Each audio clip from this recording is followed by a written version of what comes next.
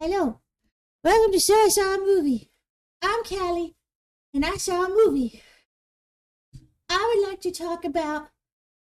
Hold on. We're gonna just speed run this, okay? Hello, welcome to So I Saw a Movie. I'm Callie, and I saw a movie. This isn't working. Oh, it's fucking mirrored. Oh, that's gonna fuck me up. All right. Welcome back to So I Saw a Movie. I'm Courtney. Jen's not here because we are on a little bit of a break between seasons. This is our first hiatusode. So how these are gonna work is we're gonna just come on, talk about some stuff.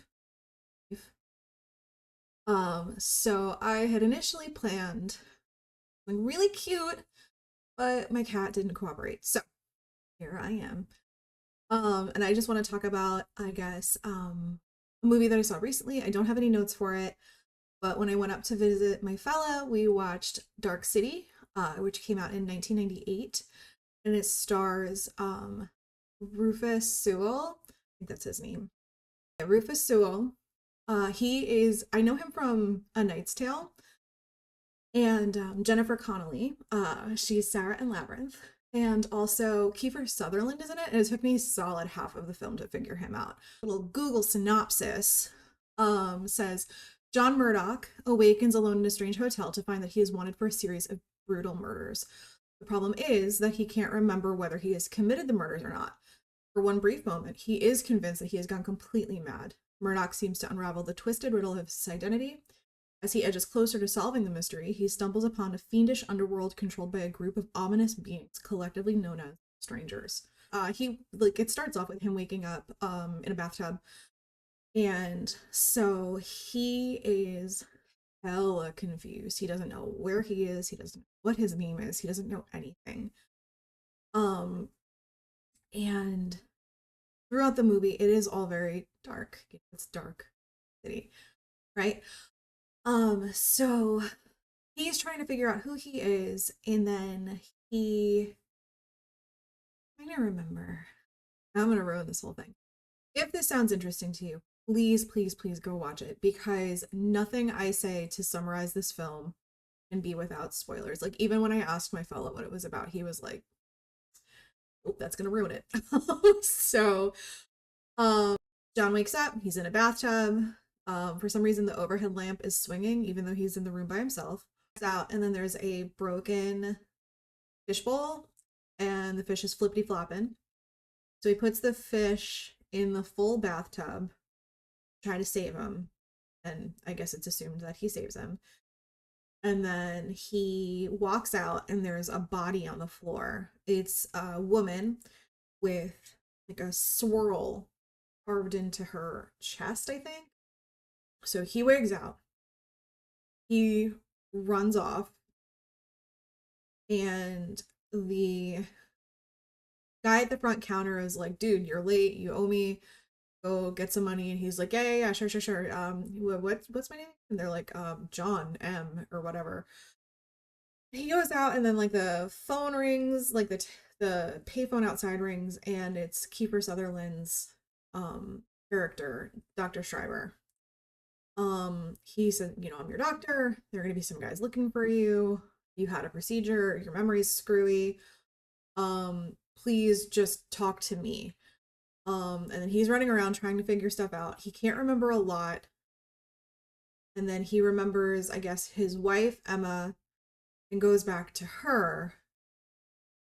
But she remembers him leaving because she cheated on him and he was mad and he stormed off.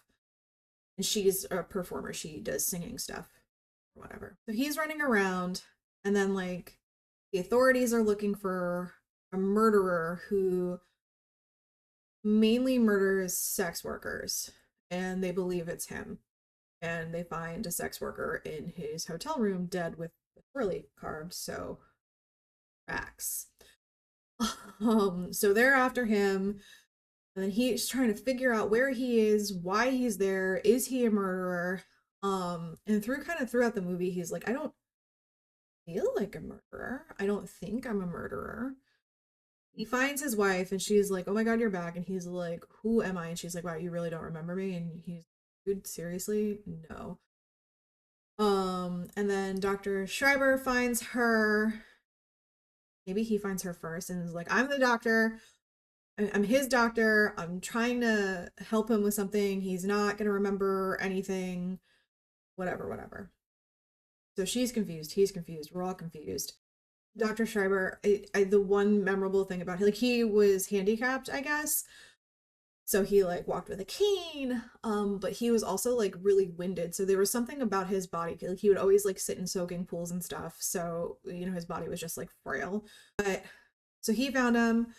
He found Emma, the wife, and then Emma, I guess, met up with John, and then she's like, "Oh my God, your doctor is looking for you," and then she gave him Dr. Schreiber's card. He goes meets up with Dr. Schreiber. Dr. Schreiber's like, "Yeah, you had a procedure done, but it was interrupted, so your memories are kind of screwy." And then he remembers one thing, and it was like Shell Beach or something. And he vaguely remembers having been there, and it's like a postcard, and he's trying to find it. And through the movie, he's trying to find it. And he's going through the city, and he gets up to a billboard that has the same picture as his postcard, and he kind of climbs up it.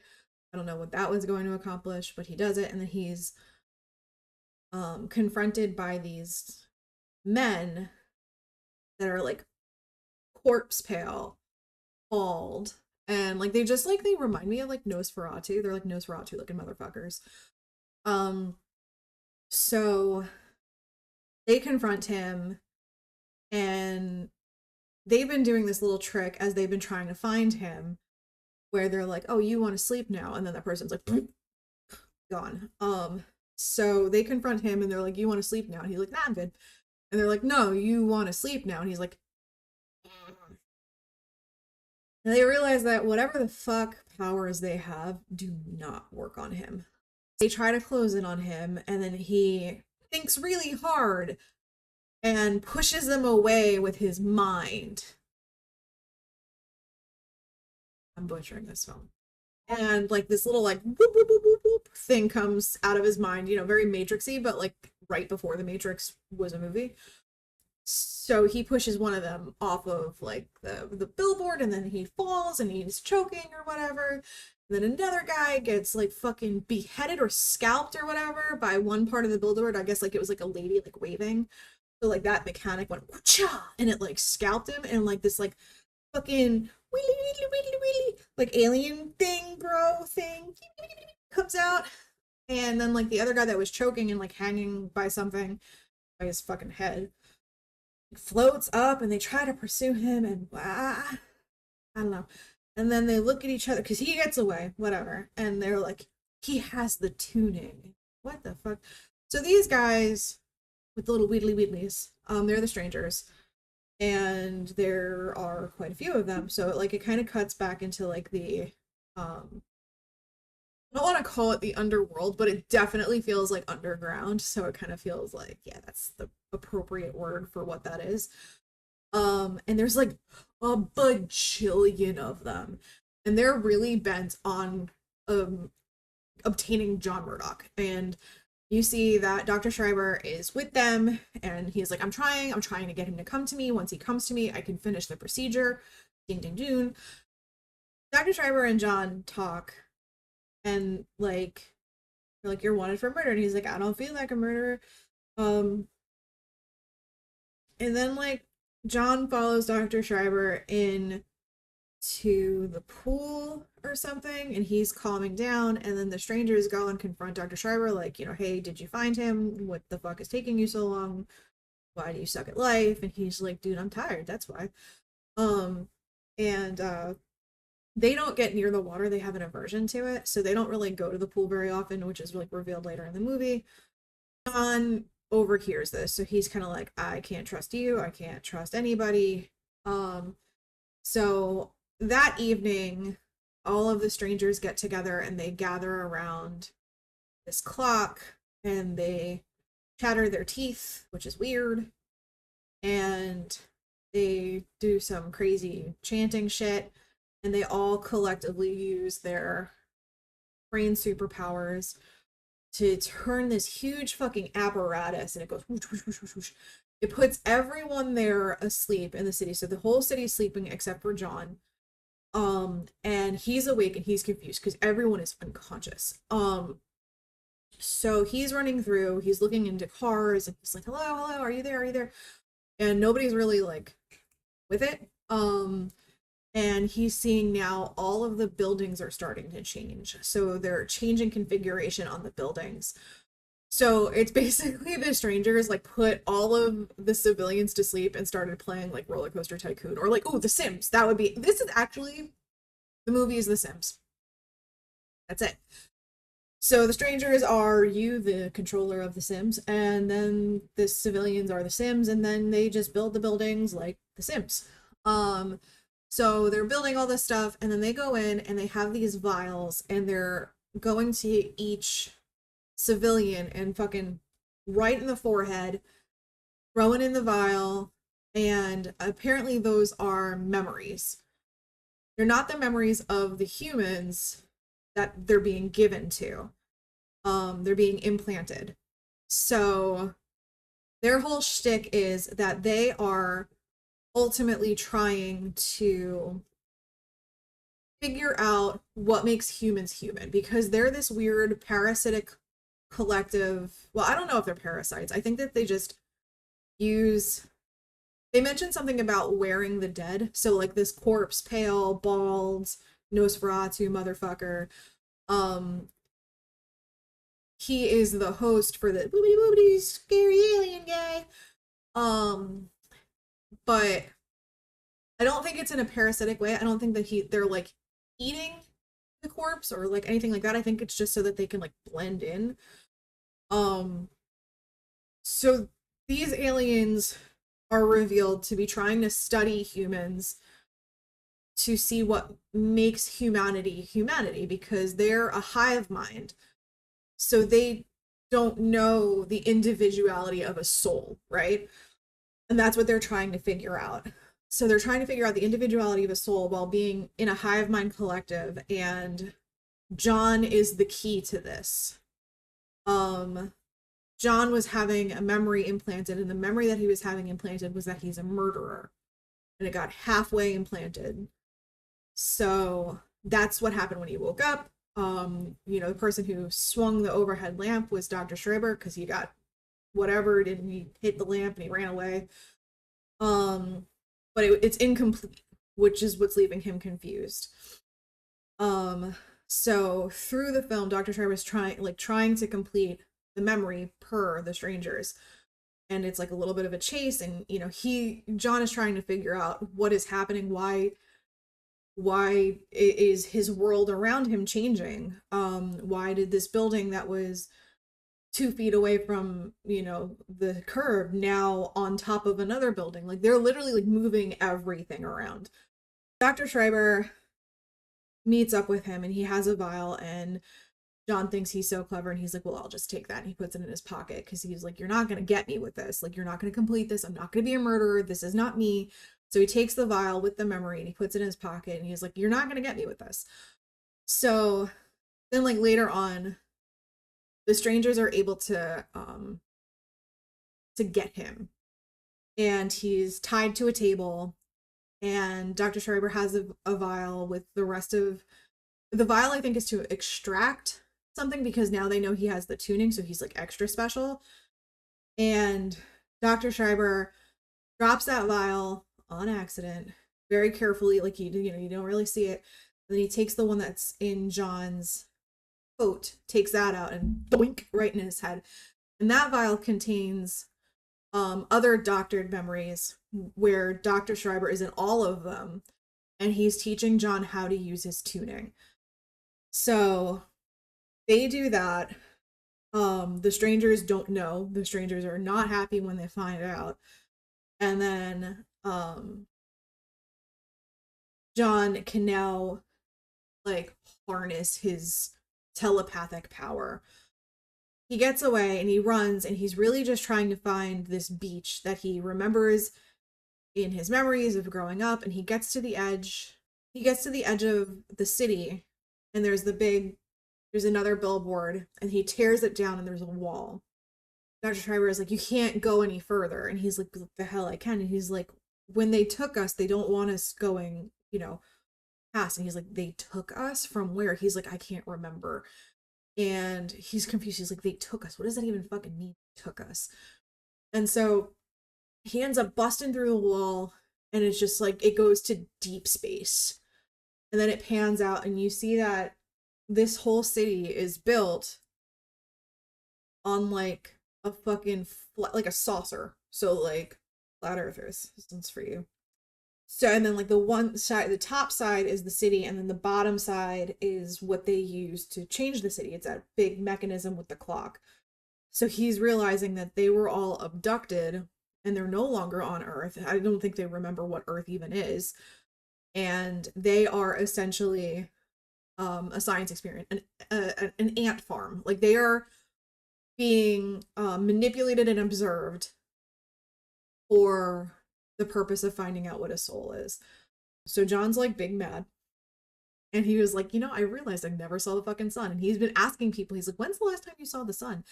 And there was also like a detective throughout the movie that was like slowly figuring out that like they were abducted, and like he's like they were like, all right, crazy guy. And he completely lost his mind to the point that he stepped out in front of a train.